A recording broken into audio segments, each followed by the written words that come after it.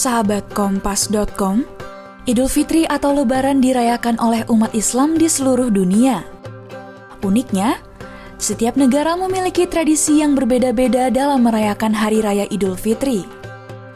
Perbedaan tradisi ini terjadi lantaran adanya pengaruh dari budaya setempat. Adapun, Hari Raya Idul Fitri tahun ini masih diwarnai dengan suasana pandemi COVID-19.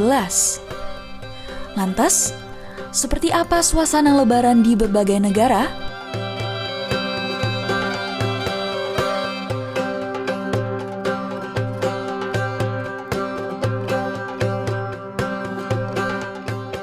Suasana Lebaran di Arab Saudi kurang lebih sama dengan di tanah air. Hanya saja, halal bihalal di Arab Saudi dilakukan pada malam hari. Berdasarkan keterangan WNI di Arab Saudi Putri Firdani, untuk pelaksanaan sholat Id di Arab Saudi sudah berlangsung normal dan tidak perlu menerapkan protokol kesehatan. Hal ini didukung dengan kewajiban untuk melakukan vaksinasi lengkap beserta vaksin booster bagi seluruh warga di Arab Saudi.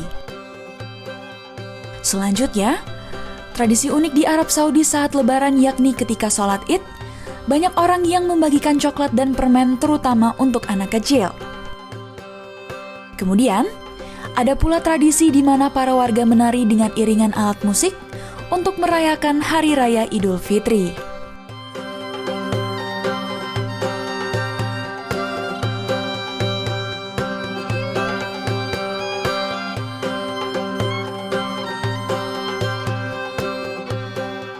Suasana Idul Fitri 2022 di Thailand sama dengan di Indonesia, di mana warga baru diperbolehkan kembali melakukan sholat berjamaah pada tahun ini. Usai sholat Id, para warga Thailand juga saling mengucapkan selamat Hari Raya Idul Fitri dengan sanak saudaranya.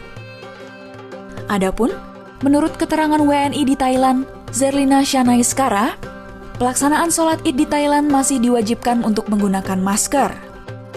Kemudian ketika masuk ke masjid, warga diharuskan memakai hand sanitizer dan menuliskan alamat dan nomor telepon agar dapat dilacak apabila ada yang terjangkit virus corona.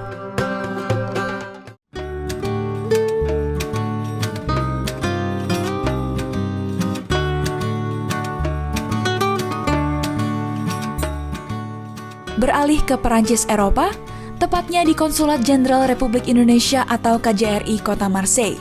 Di sana terdapat banyak umat Muslim, tidak hanya dari Indonesia tetapi juga dari Timur Tengah.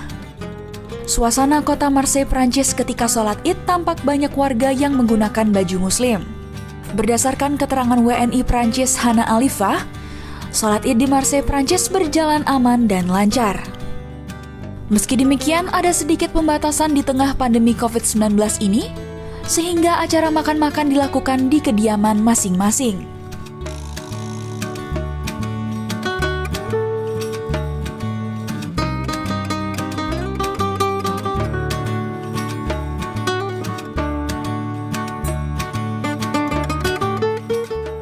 Setelah 2 tahun, sholat Id akhirnya dapat digelar kembali di Australia. Adapun, warga diperbolehkan tidak menggunakan masker karena 90% warga telah divaksin COVID-19. Menurut keterangan WNI di Sydney, Australia, Yulia Fatimah, sholat Id yang ia datangi diselenggarakan oleh komunitas Indonesia. Sehingga, sholat berjamaah yang digelar di Diamond Venue Australia ini ramai dipadati oleh warga negara Indonesia hingga lebih dari 1.000 orang.